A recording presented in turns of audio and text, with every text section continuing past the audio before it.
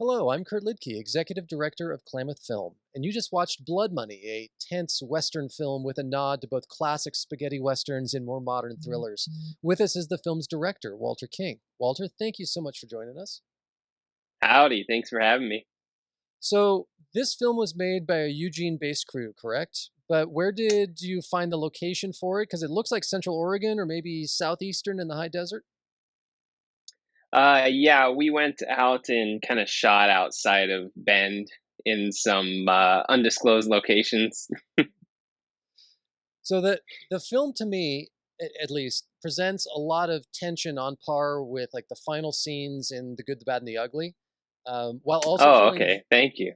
it also has very much so a feeling like it could be a deleted scene from Tarantino's The Hateful Eight, kind of a classic and a modern western at the same time. So how did the concept of Blood Money come about? It's kind of funny. I was watching this episode of Bonanza, and there was kind of like the old show Bonanza, Hmm. and there was this scene, this sequence that was put together that had some kind of interesting dynamics happening, but it was very tropey. It was very damsel in distress. Hero saves the day, and I kind of was inspired in that moment to write my own version of essentially just a standalone scene that was a standoff between this group of people where I took all the conventions and just kind of did the opposite, just flipped them. And over the course of about an hour and a half, Blood Money came out of that. I wrote that, and yeah. Long story short, it became a movie. So, did you grow up as a fan of Western films, or did you just kind of think why not? Because so few people are doing westerns these days. Uh, this was man, it was my first film, but it was probably my 10th, 12th, 15th screenplay that I wrote. And I wouldn't say I necessarily have a specific affinity for westerns. I mean, there are definitely some films that I really appreciate that are westerns, but more I would say modern films like Tarantino's Hateful Eight. I also really love the True Grit remake. And my favorite western, which I guess you could kind of consider a neo western, is No Country for Old Men. Okay. Yeah, because I definitely get those vibes where it's not necessarily a ton of action going on. Like there's not like the huge shootout at the OK Corral vibe, but there's that Hmm. constant tension that your film creates of like something could go off at any second, which is very much so Good, Bad, and the Ugly, or some of those more recent films that you mentioned, where Hmm. there's this constant sense of at any moment someone could pull and then all hell's going to break loose, right? Yeah, it was. I think a lot of the filmmaking on this project, because I have years of experience as a freelance video editor, producer. I've done a lot of corporate stuff, Hmm. a lot of headshot interview stuff, but I really wanted to experiment with power dynamics and tension on this project specifically. And it just, everything kind of came together at this perfect moment. And yeah, I was very fortunate to be able to play around with a lot of those things. And did you film this during the pandemic? And if so, how did that affect shooting? Because it feels like, from an outside observer perspective, like you almost use the pandemic to your advantage and have setting up each actor in a different kind of far off corner, allowing some really interesting camera angles where perhaps if there wasn't a global pandemic and all these restrictions on how a set can work, you'd perhaps have characters a lot closer and there'd be more group shots going It's funny that you bring that up because this film was essentially shot over, there were four shoot days. The first three were in October of 2019. And then the fourth day was actually March of 2020.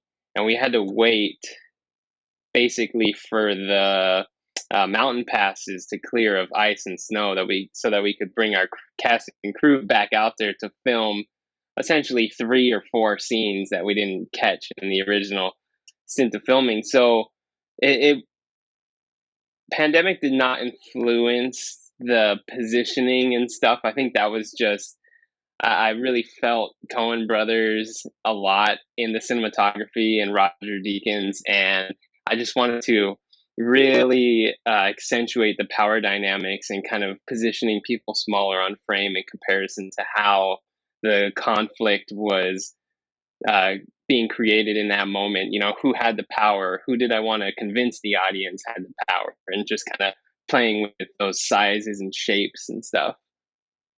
Great. And the film is also interesting because you jump right into the climactic scene. It almost feels like it's an episodic piece, like you're jumping right into the tension. Whereas this could very easily be a feature length film where we learn the whole backstory of each of these characters and their story arcs that then converge on this one location for this ultimate showdown. But we're right in the midst of it, and that creates this whole added tension of okay, clearly there's something off here, but why do we care about this preacher, and what is the deal with this woman, and why is this guy so angry? It kind of adds to it because there is this unknown in it. So I was curious if that was intentional, or perhaps this is intended as maybe an episode in a multiple part series to kind of tell both the story leading up to it and the story afterwards. You know, it is funny. I never meant to make this film. It was more than anything just a writing exercise. And I think having those lack of constraints, I just wrote essentially the one scene, and then a friend of mine saw it and passed it around. And next thing you know, I had plus people reaching out to me wanting to audition for it. And so there is a lot of backstory. A lot of these characters are connected through different life events, and some of that you can kind of see in some of the costuming design. You can see an affection that some characters show each other, even though they're on opposite sides of the conflict and stuff. And I definitely have thought about doing maybe like a prequel film that would kind of show a little bit more, possibly, of Cameron and J Boy's history and how they met, coming from opposite sides of the Civil War. But I don't know. I don't know if we'll ever do another Western. That was a lot of work and a lot of dust. Yeah, yeah, it's quite a task, and it sounds like you had worked on film sets before, but it's a little bit different when you're directing and also screenwriting, and it's your baby. Just how much work goes into actually creating a film, much less trying to do it during a global pandemic. On top of that, kind of complicates matters. So did that? I know you said that you filmed most of it beforehand, but there's still all the post production work. Did that somehow impact anything in the course of making Blood Money? So yeah, I mean, I did all of the post production on my own. That's just years of doing freelance editing and sound design and stuff. That was just the easiest route because this film didn't really have a budget. It was just a group of friends that was getting together out in the middle of the desert to do something stupid. But uh, what did happen is, as I was going through the post production on Blood Money, I was actively DPing a relatively large fantasy film, which was shot during the pandemic over 9 days. And then I went to post on that. So I had post on both Bloody and this fantasy film happening on top of each other. And all that together with the pandemic was an interesting exercise, to say the least. Well, if nothing else, you had a project because for a long stretch there in 2020, everyone was trying to figure out what to do while stuck at home. Do we all bake sourdough bread? Do we, you know, do we learn pick up a new hobby? And meanwhile, you're the only one who has like tons of work to still do. So kudos, I guess, in that respect. So ultimately, what was Yes, it? I was very fortunate. Yeah, yeah. So ultimately, what was it that made you?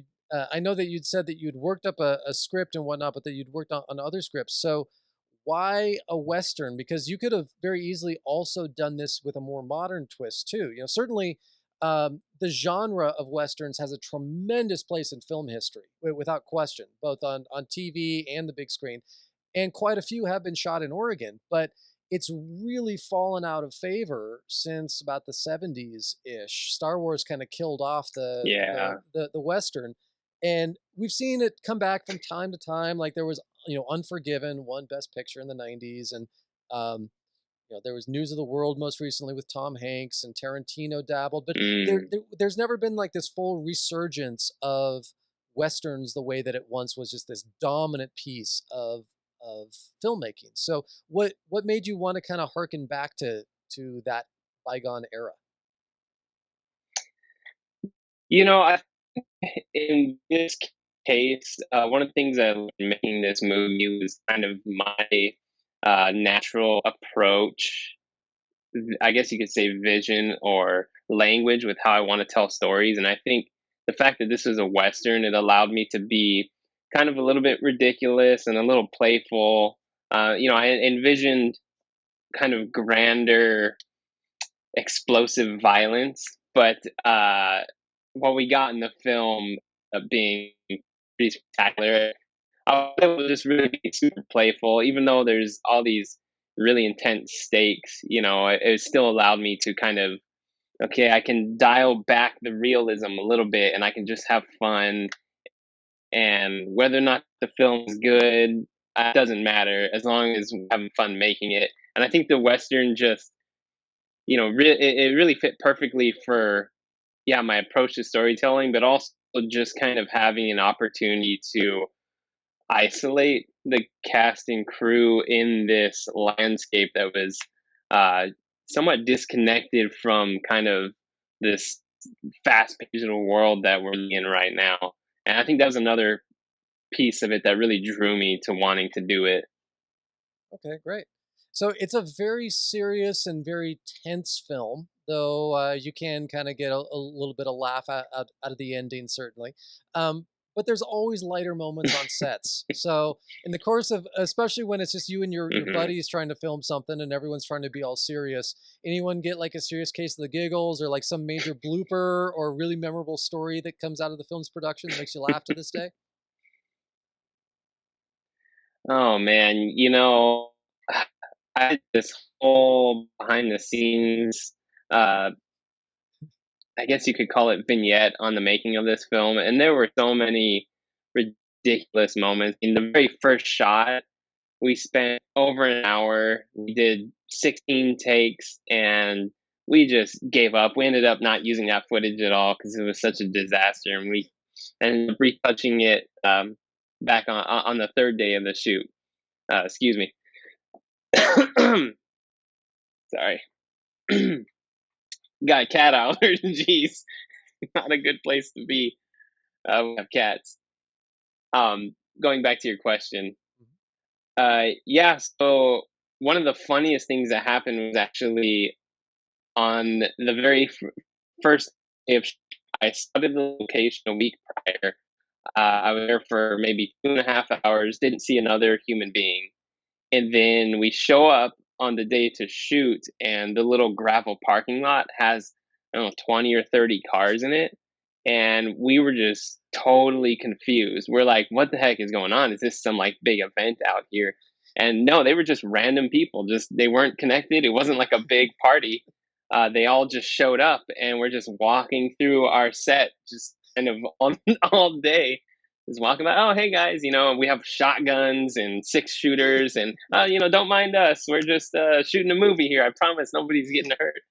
But if somebody did end up calling the cops on us, and a Bureau of Land Management officer showed up, and he was very stern. He checked off and make sure they weren't armed, and basically told us, "Hey, you got to get out of here because you guys don't have a permit.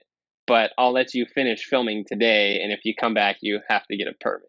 And it was just a very we're in the middle of the desert. We're not expecting anyone to call the cops on us, Right. but hey, that's movie making for you.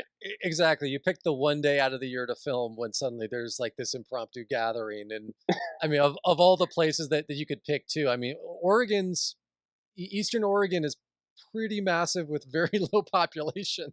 So the odds of that are pretty astronomical. That's great. Um, so what do you hope that people take away from watching Blood Bunny? I think, um, I mean, to some degree, I kind of got everything. I got more than I ever expected out of it. I had a really warm reception around here locally, and a lot of other filmmakers have kind of come together to be a part of other projects in the Eugene area, kind of based off of seeing Blood Money. And that's all I could ever hope for was, we're trying to build this thriving film community in the Eugene Willamette Valley area. And luckily, Blood Money has been an instrumental part of kind of bringing those people together. And beyond that, I mean, hey, if somebody likes it and they're like, "Hey, this guy seems like an interesting director. He should come work on our project," and that's always a bonus. But it's not anything that I expect this point. Terrific. Well, thank you, Walter, so much for your film and for joining us and being a part of the 2021 Klamath Independent Film Festival.